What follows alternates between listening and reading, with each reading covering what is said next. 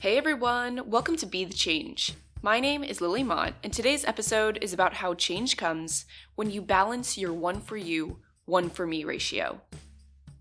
This week's episode is a very special one because it is produced in partnership with Obligatory, which is a short film set during the oppressive military rule in Greece in the early 1970s. And in the film, a young prison guard is tasked with executing his former college professor. I'm not going to give away too much beyond that because Ging Chen Sow, the production designer for Obligatory, joined me for this episode to talk about the inspiration behind the film, the process to make it, and ultimately why, after you listen to this episode, you should absolutely go and watch the short film on YouTube.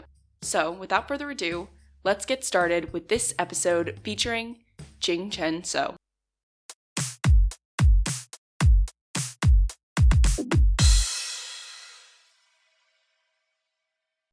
So, my name is Jing, and I'm a freelance production designer and art director from Malaysia.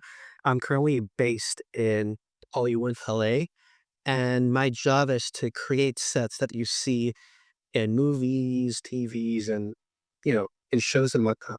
So, yeah, that's me. That's incredible. I think there are so many questions that I would love to ask you about that realm of work. Can you tell me about what got you interested in being involved in this work? As much as you'd like to tell me, I would love to hear it. So take me all the way back to childhood or, school or wherever you really got started with this, because I think you have an incredible job that so many people aspire to, I would say. So what got you started with all of this? Well, back when I was a kid, I always knew, like, oh, making films, whatnot, it's pretty cool. Like, I used to like watch movies at home. It's like, oh my gosh, one day I want to be there. One day I want to make my own films and stuff. And you know, as I got into middle school, high school, whatnot, I started to work in a school's media team and the mass comms people. So, I was making a school magazine, making newsreels for school. As a matter of fact, I started the tradition of like making school newsreels in my school. So no one has done this before. And I was like, we have a camera, let's just get a mic and let's just go with it. So that's how I started getting interested in the field of media and stuff. And at that point, I was like, what's the best film school I can find or like get my hands in on? And I realized that, oh, USC, the University of Southern California, it's a very good school. And I decided to, make that my goal to attend that school. And somehow I got in. It was like a 4% acceptance rate for the film production side of things. So it was like incredibly hard. And when I was there, I was like really experimenting, really doing everything I could. And eventually I settled doing art because because of obligatory basically. And my professor, her name is Mimi Gromadki. She was one of the first female art directors in the industry. So she has this insane like library of like knowledge and resources that really stuck with me. And she left a very deep impression, and that's how I got into, working as an art director and production designer in this industry. It's incredible that you set your sights on that goal and you did it. That's amazing. So, can you tell me about Obligatory? I would love for you to give the whole overview as much as you would like to share with the audience, because I definitely don't want you to give it away because I want people to go watch, of course. But tell me about what Obligatory is, maybe a bit about the premise, and then I would love to know about the process to actually create it. Of course, you have the behind the scenes story. So tell me about all of it. Give me the whole story. So, obligatory is a story in which a young conscript has to execute his former college professor. It is a basically a tragic story, but there is hope and there is a lot of optimism in it, despite how tragic the background is. It is set in 1970s Greece during the military junta era, in which a bunch of military officers, the colonels, took over the country and turned it into a dictatorship. And that is a very interesting time period in history because Greece at that time was sandwiched between East and Western influences. And the West basically allowed this dictatorship to happen because they view it as they would rather have a dictatorship than have a communist government. So that's how, this whole thing came to be, which is very interesting to me. and the whole fight for democracy, fight for freedom. It is a very relevant topic today. And I think a lot of people, when they watch it, they would definitely relate to it. That's an amazing backstory, and I would love to know what really drew you to this project? What kind of captured your attention or the team's attention? What was that process like to really land on, "This is the story that we're doing. Let's do it." Mm.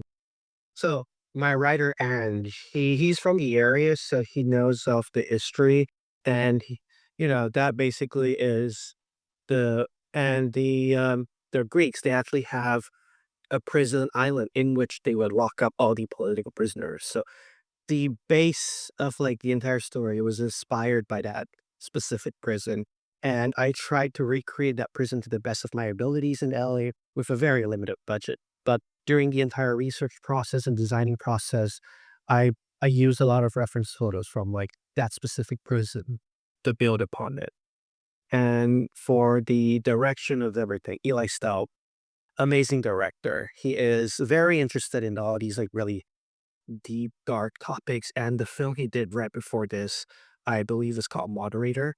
And it's about a moderator for a social media platform who's like, whose whole career is to just watch horrific videos on all these social media platforms. So, it became like a pretty interesting team in which we have someone who's like very knowledgeable about this specific region, someone who is able to direct someone in terms of like deep and darker topics, and me who brings in like this like wealth of like historical knowledge. So it became like a pretty good team to bounce ideas and work around with to like bring the story to life.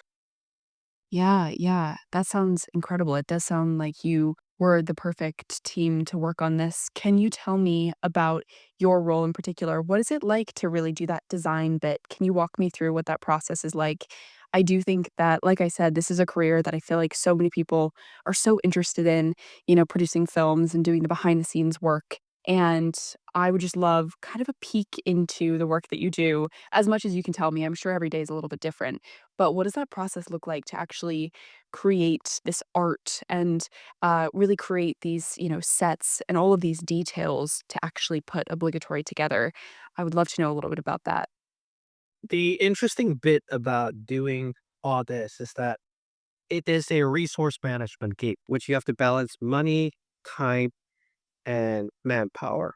You are never ever going to get all three aligned in your interest. Sometimes you might not even get all three, which is a whole can of worms. But basically, it's about how much time do you have? How do you build the best sets? How do you design the best things? And how do you, execute it with the amount of people that you have available to you?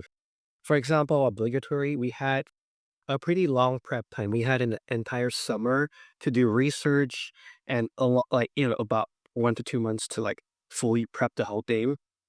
So, we had time, and we also had manpower in terms of like, we had lots of students who are willing to help us, lots of peers who are, in our crew.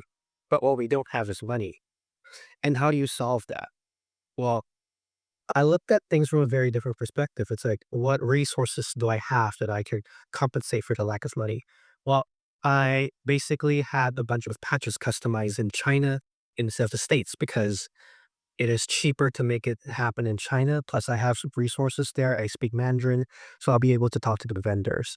As for the uniforms, whatnot, we used surplus stuff that I dug around and found like appropriate surplus. So, by doing that, we managed to lower down the price to get made it happen within the budget, which was a very hard task to do because it's a grand historical piece. And if anyone has done any grand historical pieces, they're not easy. You have to get everything because you can't use contemporary pieces. These are all stuff left over from the 40s, 50s, and 60s. So yeah, it was hard, but we made it work.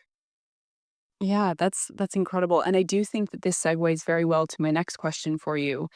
If you had to put this question into a sentence, a couple of sentences. Actually, no, I'm not going to limit you to a sentence or a couple of sentences. If you had to tell people, why should they watch Obligatory? What will they get out of it? What would you say? What are you telling them? Give me a little pitch, if you will. Why should people watch Obligatory and go see all of your hard work in action on the screen? I think it shows the best of humanity in the worst of humanity. I think that's like one thing that I've bounced this idea around a lot with my director. Like Obligatory, despite the whole setting being set in a very, very dark historical period, it provides us with a semblance of hope, a semblance of like, things can get better. And in today's climate with like, the political situation around the world and just like global warming and whatnot, I think to have hope is an act of rebellion.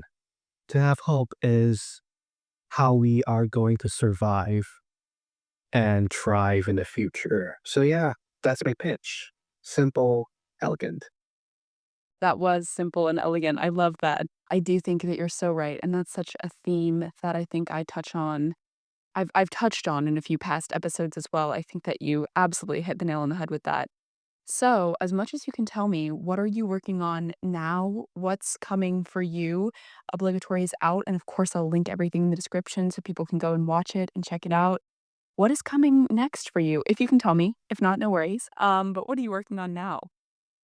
Well, I've been working on like a lot of like commercial projects lately. Like, you gotta pay rent first. But it's like, it is a good training ground and I'm getting to know a lot of people. But there is a little script that I'm working on that I think would be very interesting for me to work down the line. It's a 10 pager, or roughly the length of Obligatory, but it is set in 2001 Malaysia, in which a newspaper editor is forced by the government to either close down his paper or sell it to a pro government party because he reported on a huge scandal and exposed it all to the world. So that's a very interesting dynamic that I really want to explore. And it does fit into the themes of like, what do you do when there's like political oppression and you're just in it and you have nowhere else to escape? Well, how do you resist? How do you fight back? So yeah, that's something I'm like trying to work on. Yeah, yeah. That sounds very interesting, and you'll have to come back on Be the Change podcast, when it gets finished to talk about it a little bit more. I think that sounds amazing. So, I have one more question for you, and this is the signature Be the Change podcast question. I think that you are making so much change through this work that you're doing and through choosing very intentional projects that have such deep messaging and especially like you said, are pretty relevant to a lot of the feelings that people might be facing right now. I think it's definitely an art. You're really impacting people. And when I watched Obligatory, I think it's incredible. So people definitely have to go watch it. But you are making change through this work. What advice would you like to share with young people who might also want to make change? Maybe not through filmmaking, maybe in a different way, but they might not know how to get started with that work. What advice would you want to share with them? Like, I want to say, just go out and change, go out and start working. But I know that is impractical because you only have enough bandwidth to, support like, enough causes. So what I've been doing lately, it's something that we do in the industry. It's like one for you, one for me type of deal. So you do a few projects for the money and then you do a few projects for the passion. And that's what I've been doing lately. So, I've been doing like a lot of projects to pay my rent, to pay, whatever to get paid basically. And then once that's done, I do a couple projects here and there that I am really passionate about and I know that will help change the world. And, sometimes it's about finding the right balance for you. Like, how do you survive in this world, but still have enough mental capability left over to help change the world?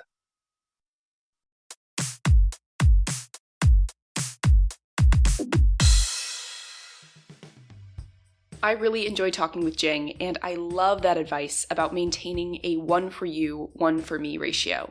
Jing is doing such incredible work to share stories through his work as a production designer and art director, and it was so wonderful to speak with him because you can just hear in his voice how much passion he has for his work, which is absolutely incredible. I love it.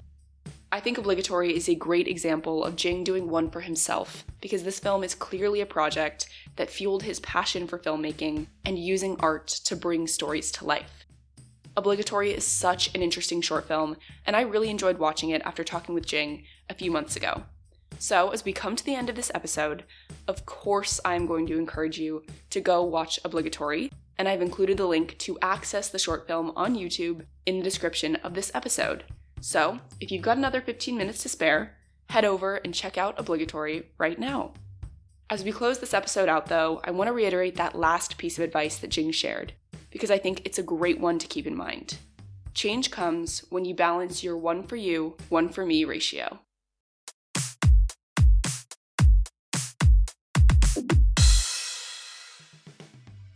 Thank you so much for listening to this episode, and you can find Ging on Instagram and LinkedIn, and I included those links in the description of this episode. As I mentioned, you can also watch Obligatory on YouTube, so please go and check that out right now. If you want to talk about anything I mentioned, please reach out to me by email at lily@bethechangepodcast.org or on Instagram at Be The Change Media Network. I'm working on expanding Be The Change Media Network, which means bringing you more inspiring stories from amazing guests. If you enjoyed this episode, I would really appreciate it if you could leave the podcast a rating and a comment, because it will help these stories to reach, educate, and inspire more people. And I would also love to hear your thoughts and feedback. Tune in for my next episode, but until then, be the change you wish to see in the world. Bye, guys!